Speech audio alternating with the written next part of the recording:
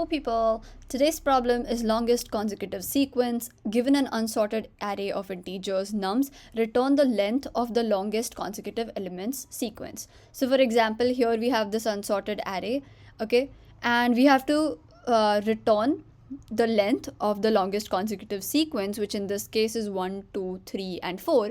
That's why we return 4. Okay, in this case it is 0, 1, 2, 3, 4, 5, 6, 7, 8. That's why we return 9. And in this case it is 0, 1, 2, so we return 3. Amazing. So yep, that's what it is. So I would like you to pause the video and try to come up with solutions of your own. Alright, so let's start with the first approach that we are about to discuss. And over here what we're going to do is first we're going to sort the array, and while the difference between consecutive elements is 1, we're going to keep updating a sum value, and then we're going to check if it is greater than the maximum sum, if it is, or the maximum length. If it is, then we are going to substitute that sum value into that length. Okay, we should actually call it length, not sum. And if it's not, if the consecutive elements do not have a difference of 1, then we're going to reset the current length to 1. So I think all of this will be clear when we kind of go through a code walkthrough, okay, as we have over here. So for example, we have our original nums unsorted array, okay, and we are going to use the arrays.sort method to sort this array, okay. So you can use any other methods as well, but here our complexity is going to be n log n, which is pretty good, okay. If we use any other methods, it could be n square or something else, which might not be very good, okay. So once we do that, we get our sorted array, as you can see over here, 1, 2, 3, 4 and 100 and 200.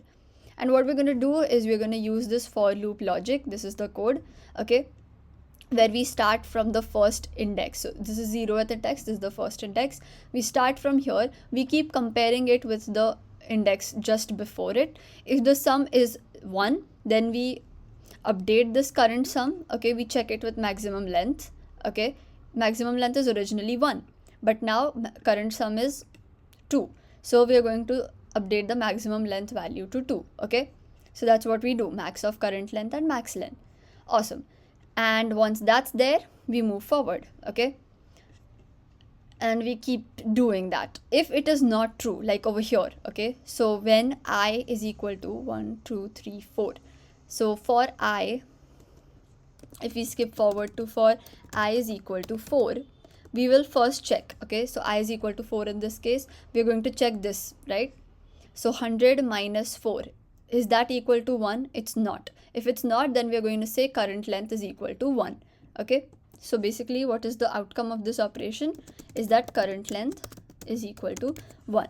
But before that we have for I is equal to 3 and for I is equal to 4, okay. Let's quickly walk through this. I hope we understood this, right?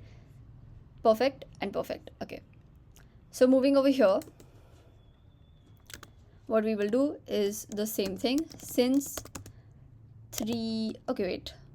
Yeah, right. Since 4 minus, for I is equal to 4 is what we did, right? Sorry, I got a bit confused. Alright, 4 minus 3 is equal to 1 is true. So current length is equal to, it was 3 before, 3 plus 1. So that is 4. And max length is the maximum of 3, that is the original max length, and the new current length 4. So that's going to give us 4. Okay, so we left at max length equal to 4, okay. And now when we get current length 1, we again do the same thing, that is try to update max length. We actually don't try to do that, do we? No, because if we did that, still that wouldn't be a problem, that wouldn't be an issue, okay, because still it would give us 4 always, right? Yeah. So actually, do we just have to say it is equal to the current length? No, not that, because if over here after 100, if we have 1, 2 and 3, these will still update, okay, these will still update, but they won't they won't change max length, right? Perfect. I hope you understood that. So that's why we can't just say that max length is equal to current length, that would be wrong.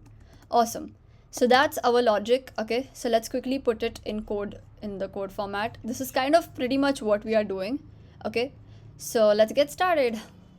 First, what we're going to do is we're going to say that arrays dot sort nums, perfect, for int I is equal to 1, I is less than nums dot length, and I plus plus.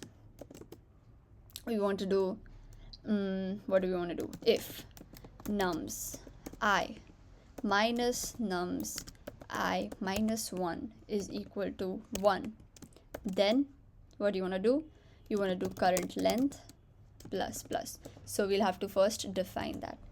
Let's define all our variables at the very beginning. So int current length is equal to 1, and we're also going to need our max len variable. That's also going to be equal to 1. Awesome. Max len is equal to math.max. So this is another function that we're using from the math library. Okay, I guess. What do you mean, I guess? And current length. Awesome. Okay, this looks good. Else, what are we going to do? We're going to say current length is equal to 1. And we're going to return our, what are we returning? Max len. Alright, this code looks sweet, except there's one thing that we haven't really taken care of, the edge cases. Okay, but we will talk about that later. Okay, what is wrong over here? Oh my god, girl. Is there a space in there? No. Okay, fair enough. Okay, we're getting all of this fine, but there's some issue over here. And what is it? Okay, let's try to dry run this. Okay, it's the same way we did over here. Or we could do it over here itself. Okay, so this is our array. Okay, unsorted array. Let's quickly sort it. We would get 0, 1, 1, 2. Awesome. We would start with 1. We would compare 1 and 0. 0, true, right? So we are going to check over here. Current length is equal to 1 plus 1, that is equal to 2. So our max length by the end of this is equal to 2. I hope we are following over here. Okay, we've just compared these and we have gone inside. Awesome. We're done with this one. We start with this one. This is equal. So in case of equal, what are we doing? We are resetting the current length to 1, right? Okay, we reset the current length to 1. Okay. So current length is now 1. Perfect. And now we're moving to 2. Okay, we moved to 2. We're getting 2 minus 1, yes. So we're going to do plus 1, and that is going to give us 2. And we are stuck at 2, but we wanted 3. So what is the case that we did not handle over here? Take a moment to think. Yes, it's the case where we check if nums I is equal to nums I minus 1. In that case, we kind of want to ignore this value and move ahead. So we're going to say continue. Okay, we're going to continue. Else, if they're not equal, then we can do this. Okay, so now let's run it and see if it works. Okay.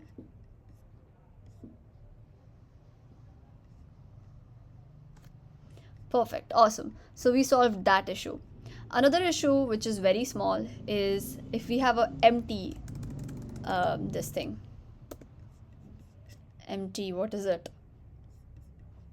Empty array. Then what will happen? Then we won't get the right answer, because here our current length is 1. Perfect. And we are, sorry, max length is 1, and we're not doing anything over here, and we just get max length 1. But that's wrong. We want 0. So we must handle this separately. So we're going to say, we're going to do nothing. We're just going to say if nums dot length is equal to 0, then you want to return 0. Awesome. That's pretty much the end of our solution. I hope we like it. Okay, so let's quickly do that. Clean up the comments, because comments often reduce your time. I mean, increase your time. So they reduce the optimality of your solution. Anyways, this looks good. Let's submit it.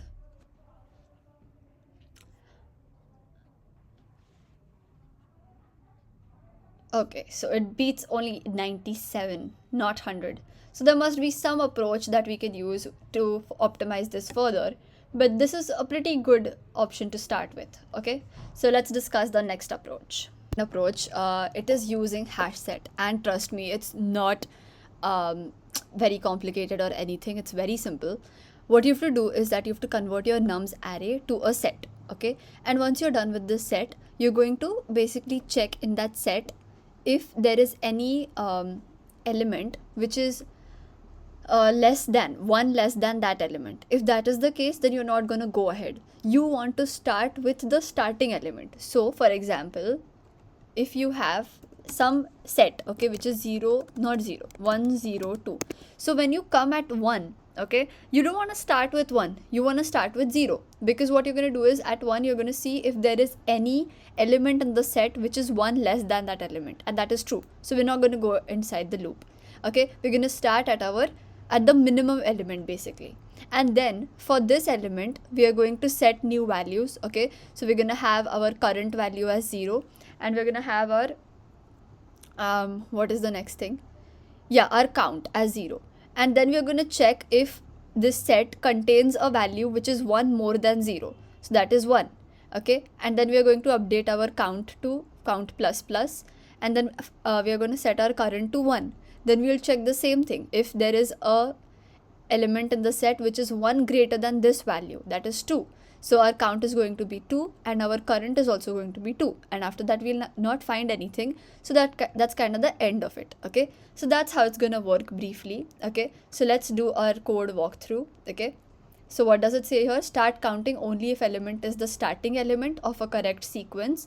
Increase count while sequence is of consecutive numbers. Okay, so here we have our hash set, and we have converted our nums to our set. Okay, so 1 0 1 2 would become 0 1 2. Perfect.